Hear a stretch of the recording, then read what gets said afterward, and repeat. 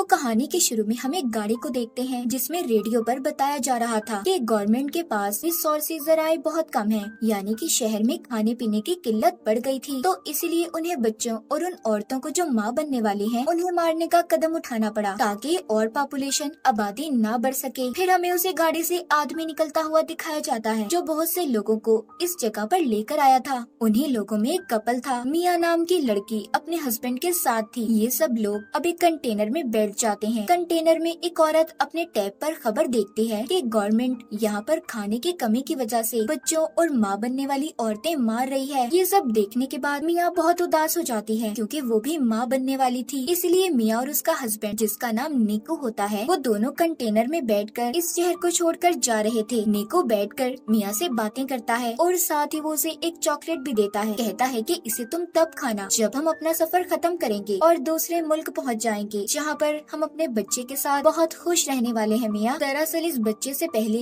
मिया की एक और बेटी भी थी जिसको यहाँ की पुलिस ने मार दिया था। अब इनकी बातों के बीच कंटेनर का दरवाजा बजने लगता है। जब निको देखने जाता है तो एकदम से दरवाजा खुल गया था। अंदर और भी बहुत से लोग आते हैं। इस कंटेनर में बहुत सारे लोग जमा हो गए थे, इसीलिए बाहर खड़ा आदमी जिसके हाथ में गन थी वो कहता है कि आधे लोग बाहर आ जाओ, हमारा दूसरा कंटेनर आ रहा है, बाकी उसमें जाएंगे। तभी निको को भी उन लोगों के बीच में गन दिखाकर निकाल लिया जाता है। मिया कंटेनर के सुराग से देखती है निको को 107 नंबर के कंटेनर में भेजा जा रहा था। निको मिया से फोन पर बात करता है। वो उससे कहता है फिक्र नहीं करो, हम दोनों एक ही जगह पर जा रहे हैं, हम इकट्ठे हो जाएंगे, बस तुम इस सफर के दौरान अपना और मेरे बच्चे का ख्याल रखना और इर्द गिर्द किसी भी इंसान पर भरोसा मत करना। मिया का कंटेनर चलने लगता है। रास्ते में वो देखती है गवर्नमेंट की पुलिस बाहर औरतों को जमा करके, जो खास तौर पर माँ बनने वाली है, उन्हें मार रही होती है। कुछ देर के बाद कंटेनर रुक जाता है। मिया सुराग से देखती है कुछ ऑफिसर्स ने कंटेनर को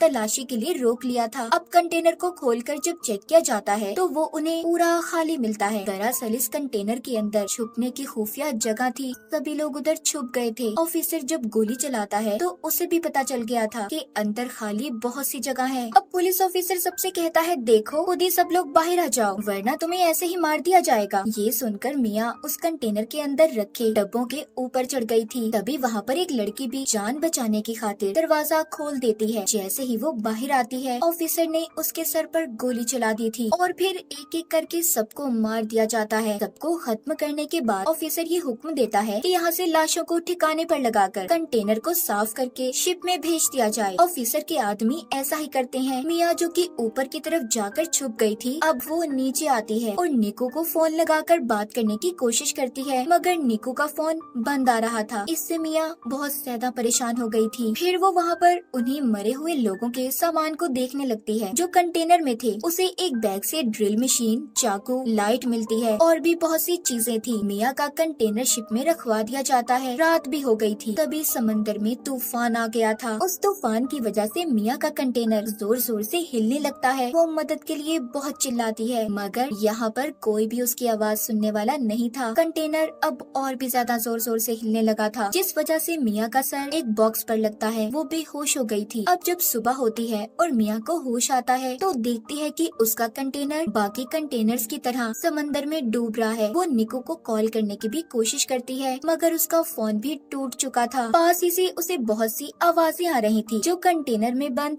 लोगों की आवाजें थी। सब मदद के लिए चिल्ला रहे थे। वो अपने कंटेनर के सुराग से देखती है कि 107 नंबर वाला कंटेनर पानी में डूब गया है जिसमें निको था। अपने हस्बैंड की ऐसे मौत देखकर तो वो बहुत ज्यादा टूट चुकी थी। सोचती है कि अगर निको ही नहीं रहा तो मैं जिंदा रहकर क्या करूंगी। इसीलिए अब वो खुद को भी मारने की कोशिश करती है कि तभी उसे अपने बच्चे का एहसास होता है। वो अपने बच्चे के बारे में सोचने लगी थी, इसलिए मरने का इरादा बदल लेती है। वो ये सोचकर खुश हो रही थी कि बहुत जल्दी इस दुनिया में उसका और निको का बच्चा आने वाला है। यही सोचते सोचते वो सो जाती है। अब जब सुबह को वो उठती है उसके कंटेनर में पानी भरने लगा था। वो डूब रही होती है।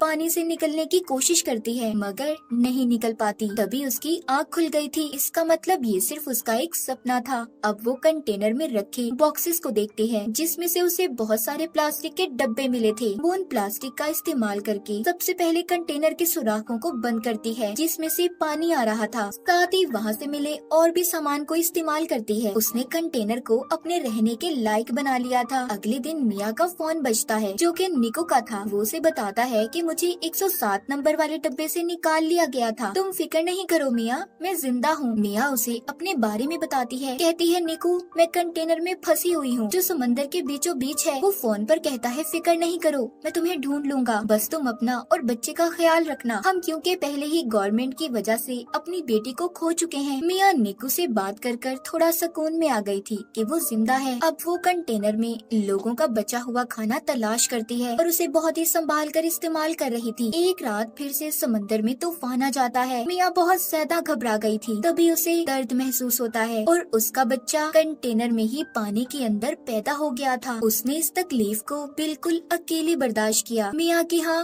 बेटी हुई थी जिसे देखकर वो बहुत खुश होती है। उसने उसे अपने गले लगा लिया था। वो अपने बेटे का बहुत ख्याल रखती है। आहिस्ता आहिस्ता मिया भी ठीक हो गई थी मगर अब उसके पास पड़ा खाना भी खत्म होने लगा था। वो सोचती है कि आखिर कब तक वो ऐसे ही इस कंटेनर में बंद रहेगी। तभी उसे अपने सामने पड़ी ड्रिल मशीन नजर आती है। ये उस मशीन को लेकर कंटेनर के ऊपर रास्ता बनाने की कोशिश करती है। तभी इसकी बेटी भी रोने लगी थी। ये नीचे आती है और अपनी बेटी को संभालती है। अगले दिन फिर से ये रास्ता बनाने का काम करती है मगर अब ड्रिल मशीन भी बंद हो गई थी। मिया ने गुस्से में उस मशीन को फेंक दिया था। तब इसे चाकू नजर आता है। ये अब उस चाकू का इस्तेमाल करती है मगर चाकू भी टूट गया था। मिया देखते हैं कि उसके पास अपना पीने के लिए पानी बचा था और न खाने के लिए खाना। उसकी हालत बहुत ज्यादा खराब थी। वो बेहोश हो जाती है। उसे अपनी बेहोशी की हालत में अपनी बेटी नजर आती है जिसको गवर्नमेंट ने मार दिया था। उसे अपने पास निको भी महसूस होता है जो उससे बस यही कह रहा था, मिया इसमें तुम्हारी कोई गलती नहीं, तुमने हर कोशिश की। कि तभी मिया के मुंह पर बारिश का पानी गिरता है। उसे होश आ गया था। वो अब एक कपड़े को फंसाकर कंटेनर के उस हिस्से को खींचती है जिसमें उसने सुराख किए थे। मिया की मेहनत रंग ले आई थी। रास्ता खुल जाता है। वो पहले तो डब्बों में पीने के पानी को जमा करती है। फिर जब वो बाहर आती है तो देखती है उसका कंटेनर समंदर के बीचों बीच था जहाँ पर दूर दूर तक उसे कोई भी नजर नहीं आता। वो अब अपनी बेटी को लाकर आसमान और समंदर दिखाती है। कहती है हम यहाँ से जरूर निकलेंगे। तभी उसे समंदर में मछलियाँ नजर आती हैं। मिया को ये देखकर एक आइडिया आता है। वो मछलियाँ पकड़ने वाला एक कांटा बनाती है जिससे वो मछलियाँ पकड़ने की कोशिश कर रही थी मगर उससे